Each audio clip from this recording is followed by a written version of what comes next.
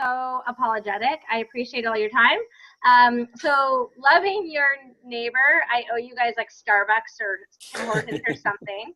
That's what we're going to talk about today. And I'm supposed to be quiet. So I'll start off. I'm Carla, so project manager for Embracing the Spirit. And just our big thing is that we want this to be a time for you guys to share what you're doing, as well as recording it so other people can learn from the awesome things that you're already doing. But I'll get you guys to, starting with Ruth and then Linda and then Dave, to introduce yourself.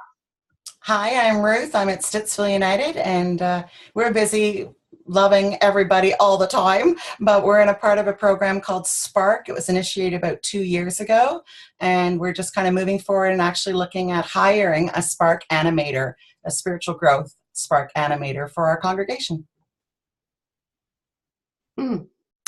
I'm Linda, and I'm at Wesley United in Pembroke, and we're in the process of coming up with a job description to hire a youth coordinator, family ministries, that type of thing.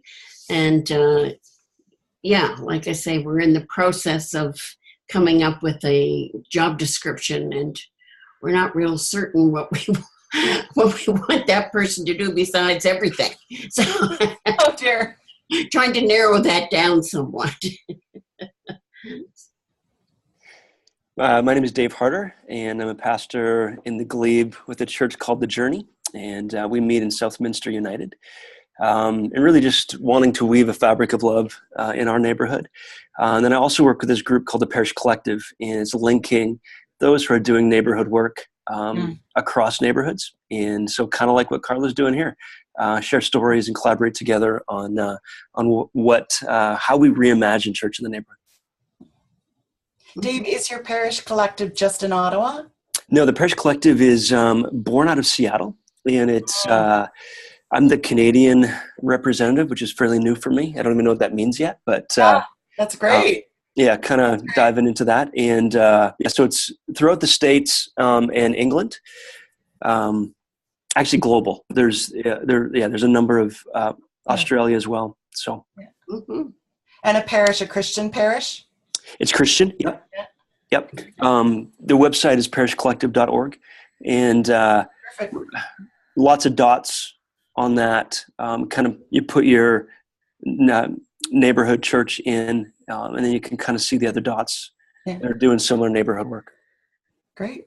Neat. That's a great way to network and connect. Yeah. Yeah. Their big thing is how do you weave a fabric of love in your own neighborhood and then link across neighborhoods? Yeah. So Ruth has how this is supposed to work. You're allowed to ask each other questions. Which she's already doing. That's what I'm here for. This is beautiful. And then when we don't have anything to talk about, I will ask a question and kind of get the story going. So Ruth, I'd love to start with you. What does neighborhood mean to you? And can you talk a little bit about your methodology? Maybe at the beginning where, like, I remember the free coffee idea, and like, I'd love for you to talk about that. Well, kind of what happened in our parish is I work as a youth worker for them. They pay me a very small amount of money to do all kinds of things.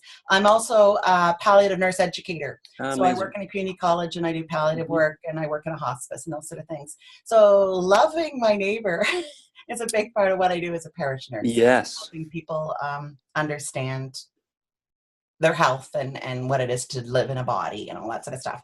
But I think Carla's asking me a little bit about our appreciative inquiry process. So we started an appreciative inquiry last June with a hired facilitator here in town, a guy that does it a lot for more corporate businesses. An appreciative inquiry is an organizational development process that helps you look at, ask questions, provocative questions that help you understand who you are, gather some data about where you might want to go. And it's all about appreciative. So it's not like, what's not working in our parish, or why don't we have money, or, right, why don't we have space? But it's sort of saying, where's your passion? And where did that passion come from? And from that, let's listen to stories, gathered collective stories. You write narrative stories. The process is 5 stages. So we've been busy doing that for the last almost year. And from that, at the end of it, we came up with all kinds of ideas built on our passion. And so the Appreciative Inquiry has been great. I use it both at the community college level for my career, and I've now started using it in the parish, and it's been amazing. Mm-hmm. Really good. I have a girlfriend in ministry who did an appreciative inquiry with her congregation, and I've recently bought the book. Great! That's wonderful. To see if we can begin it at Wesley, and Wonderful. yes, so I'm Yeah. very interested in that. Yeah, well, there are certainly a lot of people who have studied it quite a bit, and it's great to get the book and work on it on our own. But I do encourage you, if you're really looking for a really good experience, to probably do a little fundraising and hire a professional. The first time I did Appreciative Inquiry, I just did it myself as the nurse from what I had read and what I had known, and I took like a 10-day course on it and that sort of thing. And that was good for our parish. But once they saw Appreciative Inquiry and we created the Spark program, they said, let's do this at a grander scale. So that's when we were willing to put some of our church money into hiring a facilitator. And certainly we gained so much from having someone who does this as a part of the professional experience. You talk about loving your neighbor. The guy we hired doesn't attend church, didn't get church, never worked for a church as a consultant, and has been blown away. And he has started actually in my meditation group. He's come back and meditated with me a fair bit, and he's interested in learning a little bit more because he has 2 children. And so it's kind of interesting that when you reach out into a community, how the community starts to say, well, what is it that you have to offer too? Yes. So there's a lot of reciprocal interaction when you reach out to something that you might consider, you know, our group called it secular, but you know, outside, you know, that weird concept of we're in and they're out, but recognizing we're all in. When it comes to love, we're all in. Yes, come on. And playing that game has really helped the congregation see things from a broader perspective. Very beautiful. Fun. Yeah. Where did you find him, Ruth? Kathy, where did you find him? Where did I find him? The course that I took had a lot of facilitators, and they networked me with a whole bunch of people. So I just decided, one of my life coach friends, I've got a little phone thing on there. Oh, that's because Kathy's joined us, so she's called in. Hi, Kathy. Hi. And if she doesn't have video, that's what you see, the little phone thing. Yeah, she's called in and done video, Sweet. So we're getting both from Kathy. Kathy, would you like to introduce yourself? Welcome. Hi, I'm Kathy Heigman. I'm the minister at West Bank United Church in near Kelowna in BC. Wow. Yay. And do you want to talk a little bit about your initiative and what happened, and maybe introduce how you have decided to love the neighbor? Because you guys I think actually many of you have already seen her story, because I forwarded the West Bank United story to I think like 100 people. Kathy, you're in trouble. Wow. Yeah, so we started, a couple of people in our congregation wanted to feed the homeless who are basically at our door in West Kelowna, and they started with soup lunches on Wednesdays, and over the next year, with help from Edge and a foundation grant from the Central Okanagan, we moved that to 3 meals a week. And now we have a social worker from the BC,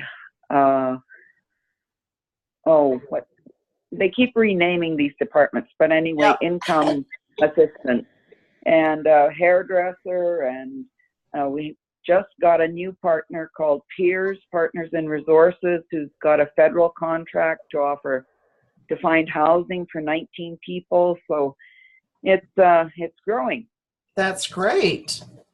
Yeah. And I love that, because the reason that this was so important is that Kelowna actually banned homelessness. Oh, wow. They banned it. Yeah, and so basically people had to walk over the bridge, but because they had always been in Kelowna, and now all of a sudden there weren't any agencies, and they really weren't prepared for all of a sudden it just to no longer be able to support the homeless there, basically West Bank United was like, I guess someone has to step up. And it was really amazing because at the beginning they thought it wasn't just, it was a social justice, and it was more how do we actually help with the overall problem collectively. It wasn't about West Bank. It wasn't about just one day a week. It was like, how do we build a coalition, because this is not right. Yeah. Sorry, Kathy, I speak for you. Wow. No, that's fine. I love the story. So we were talking about appreciative inquiry, but I was wondering, Dave, are there other tools that you guys are using? Because you've worked across the country. Yeah. One of the ones, just in terms of our local context, that we found is just amazing. It's just this simple thing called presence. And what is it to just be faithfully present in our communities, our neighborhoods? Just a recent story. Last night I went out with the owner of the local coffee shop, and I was getting my coffee, and he knows I'm a parish pastor, and he's in the middle of kind of a busy day. He said, Dave, could we get together? I'm curious about spirituality and want to know more. And so we went out for a pint last night and talked for 2 hours. And if you just make yourself available in the neighborhood, it's amazing what can happen. And then the other tool that I would say would be, I don't know appreciative inquiry, but it sounds like it's asking very similar questions to asset-based community development. Is one of the ways of again of weaving fabrics of love is to ask the questions, what do you have in your hand? Yes, And exactly. we often start with the problem and go, what are the needs, what are the problems, instead of starting, what are our assets, what do we have, what do we carry, and how can we use those assets to better serve the neighborhood and the community. So we have 2 neighborhoods now that are engaging in kind of an asset-based interview process, interviewing neighbors, asking them 3 specific questions, and then kind of pooling those resources and then extending that on an online platform. When you think of loving your neighbor, or what is your neighbor, it's that sense of neighbors are people that we support and that we get to know and build a relationship with. That's it. And recognize what they're working with, what are their struggles, what talents they have, and then say, I can help you with that. I've got a lawnmower, I'll lend it to you. That's it. You've got a son who can shovel my driveway. Yes. And that concept of neighbor is, we're all neighbor. Yes. And when you have a lawnmower, when I go over and get it from you, it creates a moment for dialogue. Exactly. Yeah. And exactly. So that's exactly it. Yeah, that's a great story. That's a great story. Awesome. I actually found this out yesterday, that when I love the sense of abundance that everyone's speaking about, and the positivity. Yeah. Because when you are positive, it actually only takes one negative interaction to start feeling bad. Exactly. But when you're feeling bad, it actually takes, I found this fascinating, 7 positive interactions to start feeling positive again. Wow. Keeping the positivity and continuing to be thinking in that way, it is that upward versus that downward spiral. But the negativity that we're actually having to support ourselves against, it's massive. That's right. That's right. Absolutely. Yeah, when I was with Walter Brueggemann, he said the exact same thing. He said that there's 2 things that we do as neighbors. Is you're not alone, and you have everything you need. And if we can come at that abundance and against that radical isolation and individualism that so permeates. So being neighborly is hard because we're stuck in this individualistic mindset. And I think it takes us as the church, which is to be that alternative community that says, let's live neighborly in a different way than our cultural context often says. So we get to be a model of what it is to be neighborly as well. So everyone on this call is, we're on the edge, right? All of us kind of understand how being neighborly is so important. But anyone want to talk about how the change management of that, how their congregation started thinking this way? Maybe Linda, like why your congregation thinks this is so important right now? Why and how did this realization come, A, and B, what were some of those starting points for you? Anyone can jump in. Well, it actually came from a negative in that we had a youth minister, and she had to leave us because her husband went into ministry, and she went with him, kind of thing. And that was, that was good, but our youth ministry just fell apart. And the congregation seemed to be quite satisfied to let it go. And I was very dissatisfied. And it was kind of like, I said to them, you build it and they will come. And they couldn't see the point because our children were gone and they were haphazard, and you might have 2 this Sunday and you might have none next and none next, and then there'd be 6, and it was just, we couldn't get them all together at the same time. And anyway, they were kind of just saying, well, let's let it go. And I held on to that for a while, and man, it just didn't seem right to me because I know there are children. And so I said at a council meeting, I said, this is really bothering me that we are content to let the children slip through our fingers. And I said, I just can't see that has anything to do with our calling.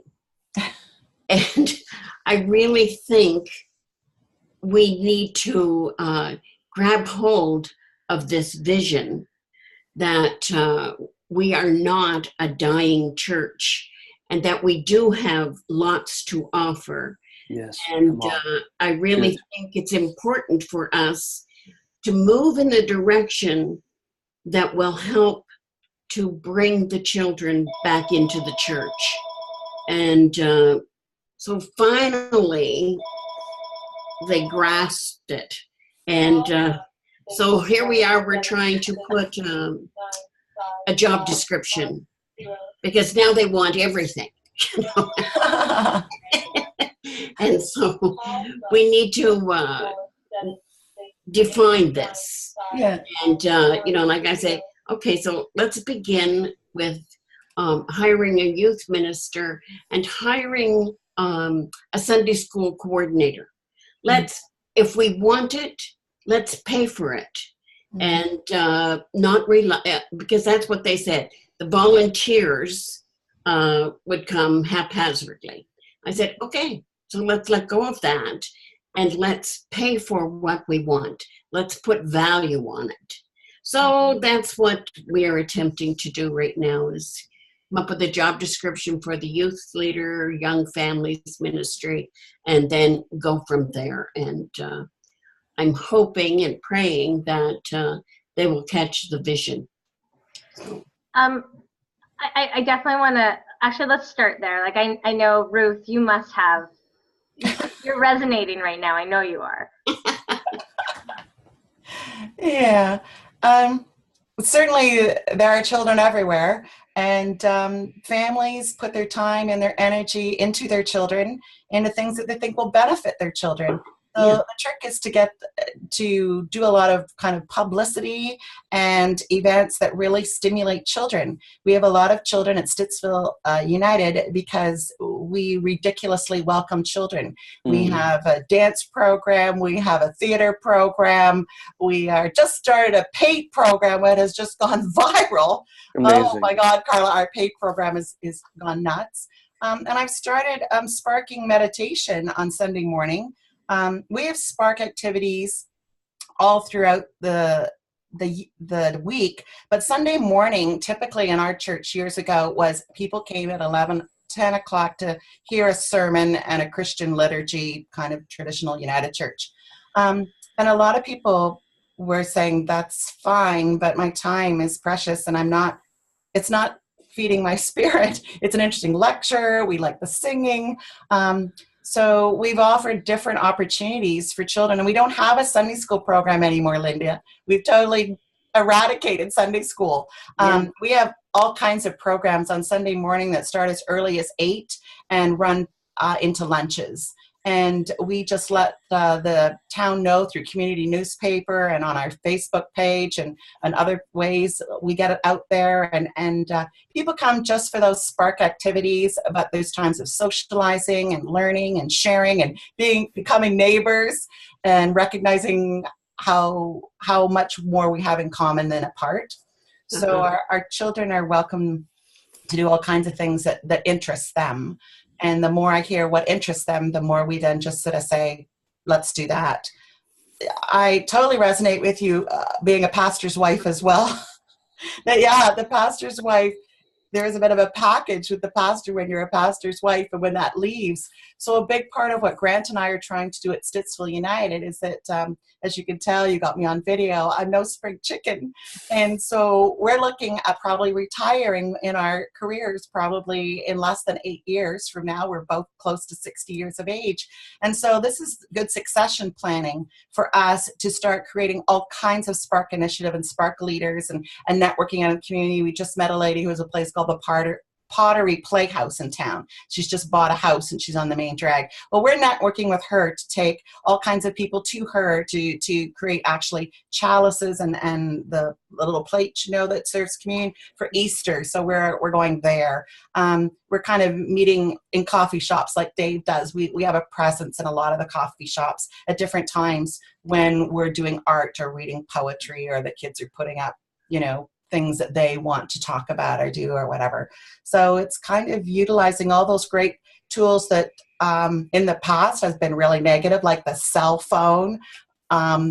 We've used that tool for betterment. Instead of saying, oh, that's just horrible, put your phone away. I'm like, bring your devices, everybody, to church and let's get online. And, I applaud Pembroke for doing something up there because I think you have a lot of children up there, and you have the base very close there as well. Yes. And we work with a lot of military families in our community as well. So looking at some of those stresses, because certainly the base looks to Pembroke for bigger city activities. And if your church starts putting on events that draw family and children to them, I won't be surprised that people will leave the base and come into Pembroke for that community.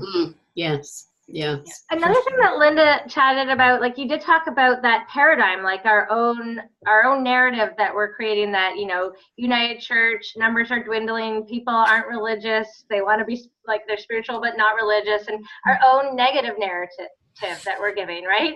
Yes. And so actually I would love to hear from both Kathy and Dave on this one. Kathy, you got a community foundation grant, you ended up having a relationship with Kinsman, you ended up having 70 non-church volunteers show up. Like that would have been like how to actually get there when there's this negative narrative. And then for Dave, so we'll start with Kathy though, but Dave, you're not a United Church minister. Yep. So any insight from you about how you perceive United Church, what what are we missing? What is our narrative versus actuality? But first, Kathy, love to hear more of your story. Well, I think one of the neat things for us is that we have become a kind of a retirement community, and there are people coming to West Kelowna and Kelowna from all over Canada, and many of those people have associations with the United Church. So whether it's the church in their small community or the church down the road or the church they attended, the United Church still has a pretty neat rep among that boomer new retirement population. And so we are seen as benevolent. That's good. And I think that we've gotten some press around that as well in our community. But people are just, so they're coming here to retire. They're leaving their families, they're leaving their connections, and they're at loose ends. And they come, and they're maybe here 2-3 years, and they're bored sick. And one woman said, how many, my husband's gained 70 pounds. I got to keep for somebody else. So it gives people an opportunity to feel like they're doing something good, but also an opportunity to create community. Like we have people from the Lower Mainland, they're selling their houses for $5 to $6 million, buying a $500,000 home in West Kelowna, and then sitting, they've retired on their money. One woman said to me, well, my husband was diagnosed with Alzheimer's 3 months after we moved here. And, I just got to get out of the house sometimes and do something. Not all of these are not church people, but they're looking for community. They're looking for connection. They're looking for personal support.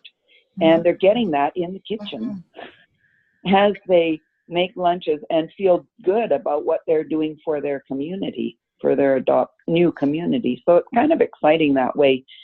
It hasn't translated into bums in the pew, or not very many, maybe 3 or 4, but I think that we are that. You're not measuring bums and pews. Yay, okay, no bums in the pews, but it's we really have this sense, and the woman who's our outreach coordinator is amazing. So people come, and some of them have different kinds of gifts, and some of them don't work well with others, and she manages to find a place for every volunteer who comes, whether it's doing laundry or washing dishes or buying supplies or organizing the cupboards. I think that makes a big difference too, because nobody's turned away because they don't have the skills. Oh, and the other partnership that we've gotten recently is with developmentally challenged people who have started coming early and doing prep work. And we have a group home just down the road, and they also want to feel part of the community. And the thing about West Kelowna is it's a suburb. It doesn't have a place to be part of the community. Right. There's no central community location. There's nothing that makes you feel like, yeah, I'm from West Kelowna, Right. Kelowna has lots of stuff, but West Kelowna has nothing. And here we are providing a center for community as well. Beautiful. Yeah. And so the things that you're talking about, how can we measure that? Like, if we're going to measure something, I think that yeah. Like, how do we do that? And so when I asked, like, how did you battle the narrative, it sounds like you didn't even pay attention to it. Well, no, I mean, it's really quite funny, because when we tried to partner with other churches, of course, they wouldn't partner with us because we were evil, right?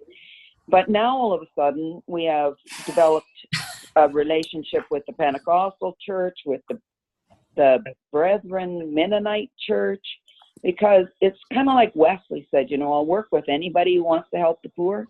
Yeah. And they figured it out. So they don't come officially as their church, but maybe a small group within their church, or a couple of families from that church will come and do meals once a month or something like that. So it's really quite funny. And then, of course, all these people who are non-affiliated, who have sympathy, who think the church is still in their minds is a good thing, and, a good place or something. Yeah. Yeah, a few Catholics too. Cool. Awesome. So, speaking of other denominations or other, Dave, I'd love, tell us that we're wrong about this narrative, please. Yeah, as someone who came from a community where we were told you were evil, I have very much discovered something very different. So I'm just going to say what I've experienced, because as I've been wrestling through safe places and where safe places are within church communities, the United Church has been a place where I've found so much love and care and compassion. The way you love is incredible. And I find it's a love with no strings attached. It's not based on right beliefs or a way in which you perform. It really is a generative love. And so I've experienced that. I've experienced creativity, the ways in which you guys are engaging. And mainly this is through Carl and the Edge program, but the creativity, the entrepreneurship, the ways that you're trying to reimagine what church could look like, where you're not measuring butts and seats and budgets and buildings. There's another way to be the church. It may have worked in an empire narrative, but we're not there anymore. We're outlier communities. We're on the edges of society. And what worked before isn't going to work now. And so part of it is don't listen to that narrative, because we need models within that outlier community to say, this is how we can do it different, and share those stories back. I've experienced a generative theology. I love the United Church theology. You guys don't know the depth in which in what you have. You just don't. It is incredible. And first time I read, what's the one on the website, the Spirit, it's a theological statement, but it's written more in a narrative form. The creed or the no, song? it's not the creed. It's the long one. Yes. The song. The song. I'm just like, this is incredible. It's lovely. Oh my! I wept half the way through it. I just was a puddle on my desk. So you guys have a lot to offer, and I think as the evangelical church potentially goes through a bit of a crisis and moves from right beliefs to genuine love, I think you guys are going to be able to help us.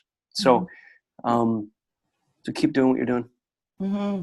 When that whole song was created, it's really long. It's pages and pages. Yeah. Unlike our little creed, which everybody could memorize, a little bit longer than the Lord's Prayer, but you could memorize. Right. Yes.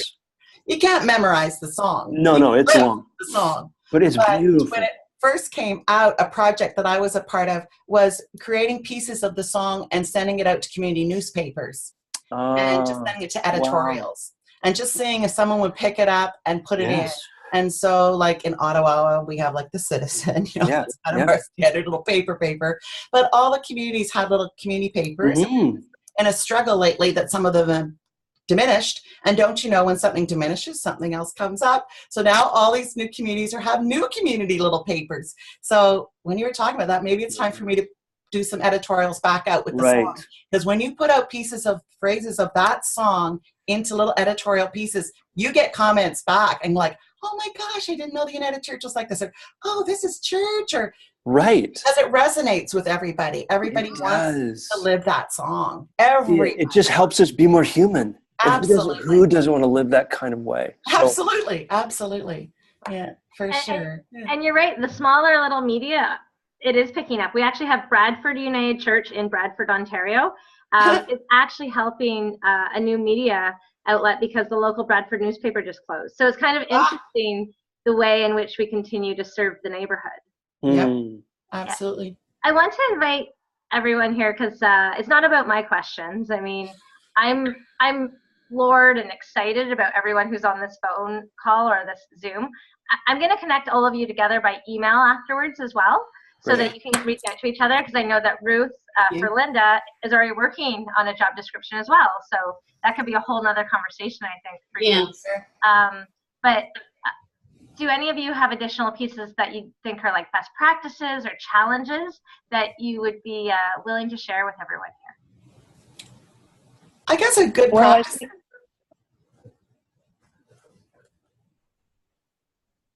Sorry, That's good. But I can't tell because my screen goes blank. Yeah. We are not innovative. Like when I listen to this Spark stuff, I think, oh my God, wow, that would be so amazing. But we're like, I'm old, and I'm kind of beat up, and so our worship is not innovative. We're just ordinary. And the thing is that I think that what I'm getting from myself is that ordinary still, you don't have to be extraordinary in worship to be on the edge. Do you know what I mean? Like, that our mission, and it's the same old mission, like this is stuff we've been doing forever, feeding the homeless, clothing the homeless. And yet the way our society is structured, we're on the edge again. You know what I mean? Right. That we don't have to, and I think people think when they're talking about the edge and all of this new ministry stuff, that we get kind of intimidated and think we have to be Cirque du Soleil or something.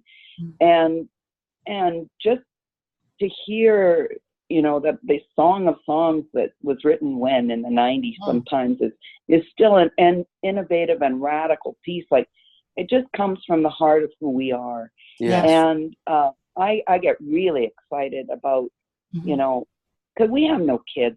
We have no aspirations to kids even at this point. But so I really appreciate that. But we are radical in our very nature, in who we are at the heart of who we are as a community. Bringing these three denominations together, not listening to the naysayers and the people out there who have labeled us as evil or heretical or whatever. Just continue to be who we are at our heart. Yes. And out of that grows this beautiful thing that we have always been and can continue to be. I'm not saying it very well. I'm not in a pulpit, so. We all are hearing We're you. nodding our heads, Kathy. You're doing a great job. Yeah.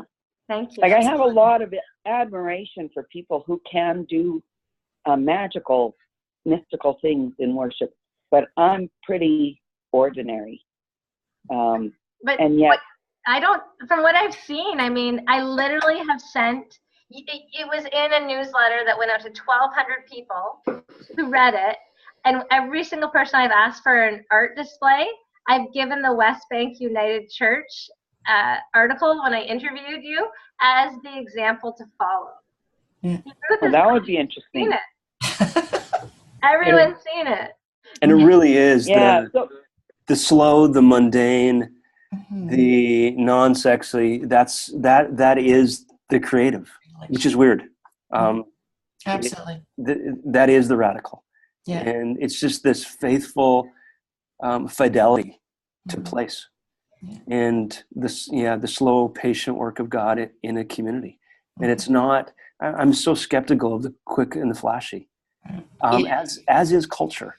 Yeah, exactly. And I think there is this coming back to what? It's just this, meals and walks and art.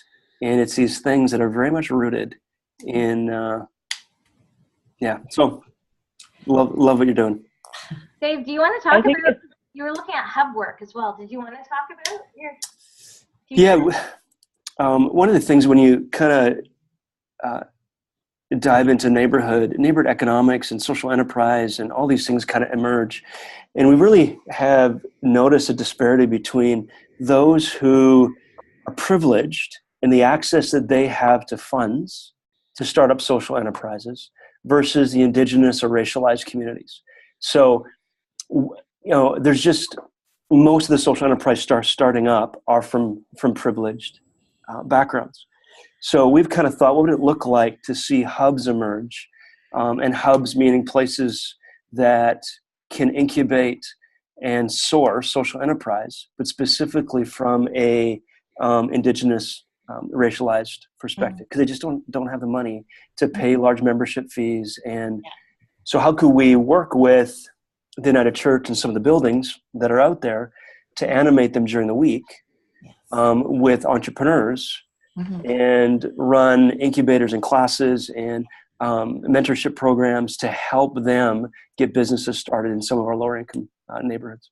Yeah, that's interesting that you talk about that hub. We don't call it the hub, but we have a little building in Stittsville, and we started doing that more and more. And what we find is there are other churches in our area that rent space to those people. We don't rent space. Right. We have space. Yeah. And we facilitate space the best we can. So we have the word out that we have space. If you need space, we have space. So and people come and do all kinds of things in our space. And as long as they're not illegal, morally difficult for us. Right. Like, sure. And so we have a lot of therapists in town, as an example, that have started families, but they've got their education and they're saying, I'm a psychotherapist or I'm a social worker, but I haven't got a job yet because I've got 3 babies on the go. Right. And, but I want to keep my practice up. And so I like to do a little bit of counseling, but I can't rent space downtown. And we're like, well, you could have space in our church. So we've actually started a corner in our building called the Comfort Corner, and 3 therapists came in and looked at the space. They redesigned it. They went out to the community and got the furniture and the artwork that they wanted and connected with people. Beautiful. And now they just work their own schedule in that space. And the parking, of course, is free. and there's always coffee on. It's free. Right. So So there's a good. space for them with clean washrooms and one-on-one. And the only thing we did was change the lighting in the room to dim lighting instead of fluorescence. Yep. And put a little window in the door because they didn't want to be behind a closed door in their work environment. And they all have phones, so they didn't need anything stuck in the room like that. But Wow. it's a counseling corner now. Mhm. And so the Very church has good. it as a prayer space, and that's where we meditate. But now these social workers and therapists are now using that space. And of course, they're meeting other therapists. So to say you have a Yes. practice of 4 clients, you don't want to have them come to your home. Go over to the No. United Church. They have like a nice client space, but we don't charge for it. So I think, Linda, we certainly had a little pocket of people in our congregation who thought, well, this could be a way to make money. Right. And we sort of said, well, you know, we're not interested in making money. We're a charity. Anytime you want to give money to a charity, go for it.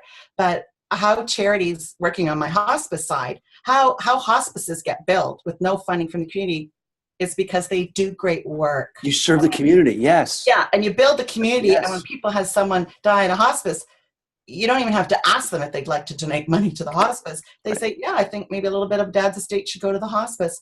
Again, it's being a neighbor. That's right. It's offering and receiving at the same time. Yes. Dave, when you're talking, it's so delightful to have that kind of biblical background because this is nothing new. And Kathy, No. you talk about innovation. This is not necessarily different and new and on, you know, we use the word the edge. This is Jesus. Yes. It's just Jesus. I think we That's go what back Jesus to the did. old gospel story. Yeah, Yeah. Jesus was pretty radical for his time. And I guess being Jesus now is radical. But it's just That's right. Jesus. It's the That's it. stuff we know. And we just have to Yes. embody it and live it. That's it. Oh, I love that you said that. Yeah. Yeah. Thank you. I heard it in what you were saying. I heard Jesus. Just as Jesus, it is. It's Jesus. It's Jesus. Yeah, the simple elements of bread and wine Absolutely. around a common table. Mm-hmm. Exactly. Two things I was really hearing from that is number one, like our language actually on this call has been pretty lay. We've been using common language, which I think is really wonderful as well, because sometimes that's important in loving your neighbor is our language. So kind of raising that up as one thing. And the other thing that I just heard from you, Ruth, is also how what you give away, you get back. I always think about the Magic Penny song. Magic Penny song. So as leaders in loving your neighbor, I want to know, like, what have you received? Mm. I've never paid for coffee in a coffee shop.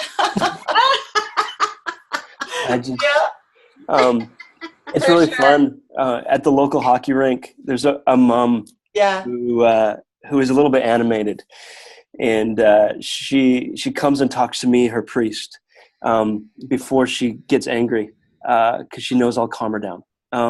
It's just these fun interactions. She's never been to church, would never call herself someone of faith, but yet I'm her priest at the hockey rink. Yeah. And those are just so rewarding.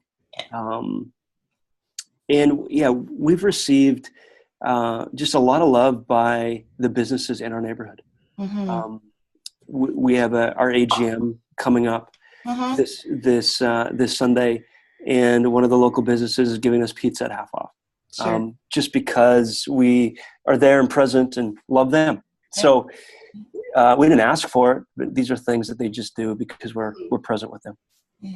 Yeah, we have a local pizza company that's family run called JoJo's. Yes. And I get caught off every time I see that big green circle. It does throw me off as well. But JoJo's Pizza, we've done a lot of things with JoJo's Pizza. And the behind their house where they sell their pizza on Main Street, they have like just brush, just dead land back there. And we've been doing a lot of projects with the food bank and creating community gardens in some of the farmers' fields. Amazing. And we were in the news a fair bit. And the guy at JoJo's one time, I was just going to pick up a pizza because he has crustless pizza. And that's the only type I will eat. So I'm there getting my pizza. And he was like, you know, Ruth, all this stuff you guys are doing with gardens, like we've got a bit of land, you know, behind our house. I said, totally. He has started community plots that are really 2020. He's offering them for free. He's got about Amazing. 30 of them now. And this That's so spring, good. he's going to do lots. And they're not, it's not church related lots. But I No. think it's the spin-off, and that the church is trying to promote lots within their parish. That he Right. thought, well, heck, I could do this. I can do this too. Absolutely. And anything I can do to help you, I will help you. And I'll show you how we made our raised beds and stuff, So it's Oh, that's so fun. Mhm. Yeah, he's really excited. So are you. I love it. What is there not to be excited about? Ruth, Yeah. I want to come out and do a If I could break in, neighborhood tour with you. That'd be fun. That would be fun. I'd love Yeah. that. Just walk the neighborhood with you. Yeah. Sorry, Kathy? I wanted to let you know we got a funny email from one of the local hardware store, and the man said, we've owned this hardware store for 6 years, and we finally started turning a profit. And so we've decided to give you $500 for your meal program Great. and put you on a special discount, so everything in the store comes to you at cost. That's great. And we kind of went, Beautiful. who are you? Right. Like, Yes. it was just stunning, because like it's the hardware store 2 blocks from the church, so we've been their customers since it began, whoever owned it. But all of a sudden it just came out of the blue, like sideways, that and the check arrived in the mail even. Can you imagine? And That's funny. like partnerships, and there's 30 employees from the superstore who have decided to donate lunch once a month. Yeah. And Wonderful. They're your neighbors, Linda. Yes, sir. There are. For sure, they're your neighbors. Yes. We share our space as well. We have shared with a karate group, Mm-hmm. and we share it with something like a taught and adult exercise music Mm-hmm. thing, and with an LGBTQ youth Mm-hmm. Amazing. And I saw an advertisement on the City of Pembroke's webpage, and the Pembroke Pride was wanting local businesses to put a decal on their door. It's a heart of the rainbow colors. Sweet. Saying that this is a safe space. Mm-hmm. And so they were asking local businesses, and I thought, wow, I wonder if they would consider the church a business. So I contacted them, and the fellow could not believe that a church would want to do this advertisement. And I said, well, of course we would. So anyway, he said, well, let's get together and talk about it. Well, of course, I said, how about 11 o'clock on Sunday, right after worship? And so he came to the worship service, and he and I met in the library, and my heart broke as he explained to me the feelings he had coming to church, how his stomach was turning over and over and over, and his mind was filled with thoughts of people telling him to go away and not being welcomed and everything. Anyway, he began to come to worship, and he's become a part of our community. And a couple of weeks ago, he asked me if I could meet him for coffee. And so I did. And he asked if the Pembroke Pride, would they be able to put a desk and a chair and a file cabinet if we had space somewhere? And it just filled my heart with joy to think that how far he'd come from that first day when he was so filled with terror, and how he felt the welcome from the community. Oh, it's so good. That's And wonderful. it was So such beautiful. a blessing to just sit there and Mhm. listen to him. And we've also, we're actually renting the space from an indigenous group. Hmm. And they've taken this space that was just used for clutter and they've restored it, and it's beautiful. And it's right on the main floor of our building. Perfect. So people will see it, and it's just marvelous. It's just marvelous how all this has turned around in the space of, I'd say, 6 months. Yeah. So it just, I don't know, fills my heart to think that people recognize the welcome Yes. that is there. So yeah, And that's a great way to be a neighbor, because so few wonder, where am I welcome anymore? Yeah. You know. Well, he said he just couldn't believe that there was a church where they could go and be part of the community. Yes. And it's wonderful. I think we're all awestruck right now. Thank you for sharing. That is Great such story. a beautiful. It's Wow. so true. You know, we didn't do anything spectacular. No, Like, but but you you gave the created invitation. welcome. Happened. Yeah, you gave the You were a invitation. good neighbor. You were a good neighbor. Yes. Exactly. You So- welcome them. Yep. I have an idea that the United Church has been in waiting. Yes. And so we had this period of activism probably up to, and in '88 we kind of got a little scared, and we kind of went into our turtle shell.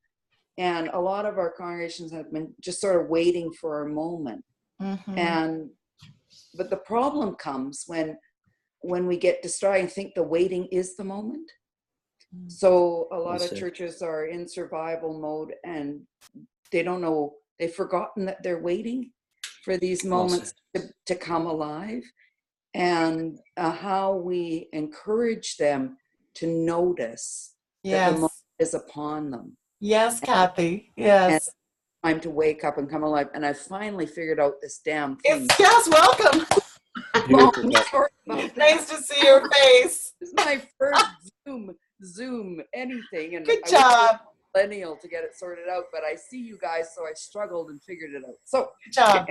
But that's what I'm thinking.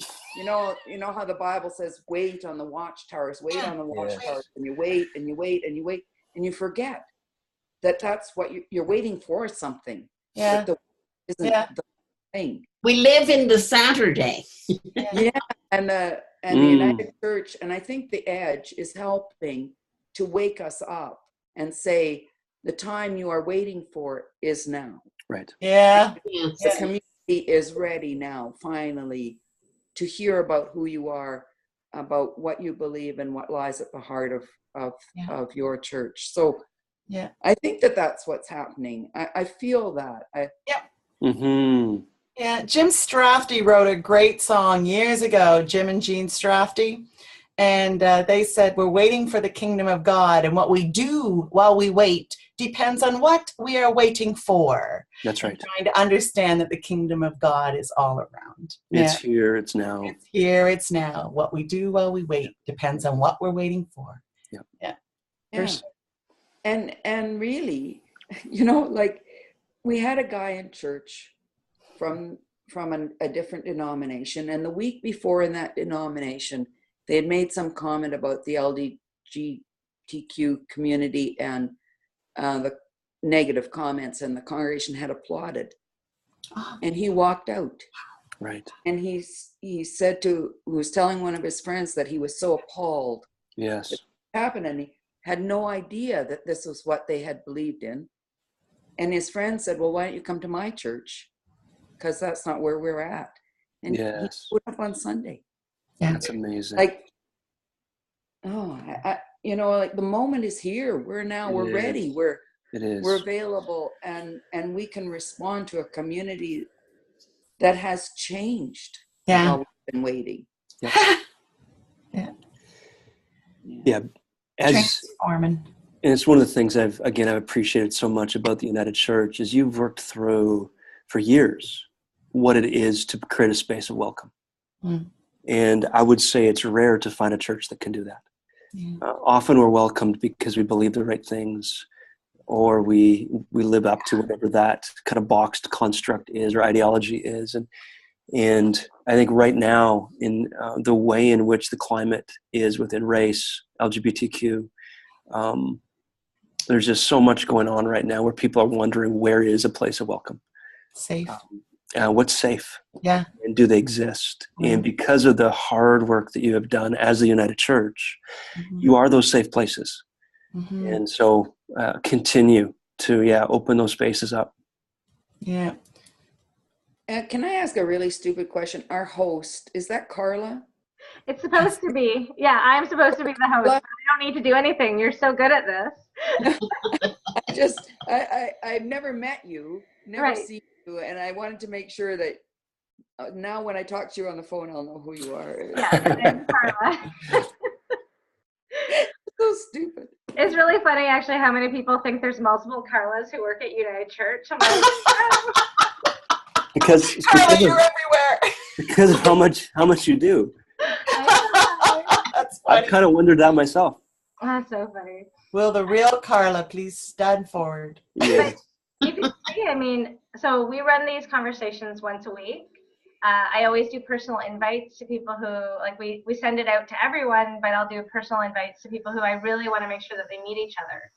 And I hope that, even though I was late and I owe you coffee, which Dave is very happy about, because apparently he never pays for coffee. Now I know. Never do. It's awesome. So, just become a neighborhood pastor. You never have to pay for coffee. No, but I mean, this is going to be, I think, one of the most memorable conversations that we would have in these. And I mean, yes. I'm inviting you to any of the ones that we have. I'm always inviting whoever would like to chat. But I think just as important is where you're feeling resonance with each other through these conversations. Like you all have seemed really, really tight with each other, on the same page, like-minded. And it's kind of neat. Sorry, Kathy. 3 of them are in the Ottawa-ish area. Not intentionally. It just happened that way. So, I mean, I think that there's a lot that could happen in future conversations between the 4 of you. So I will connect you all by email. So perfect. You can connect with each other. And thank you, Carla, for connecting me with Dave. I connected with him on Facebook the other day. Oh, did you? Yeah, I am really looking, and I'm serious. I'm going to come out once a little bit warmer and walk in. Yeah. I'm looking forward, and just again finding others within our cities that are doing this kind of stuff. Yeah, and Linda, I invite you, living up in Pembroke. We are, as a congregation, going camping in Acre at the Algonquin Park site.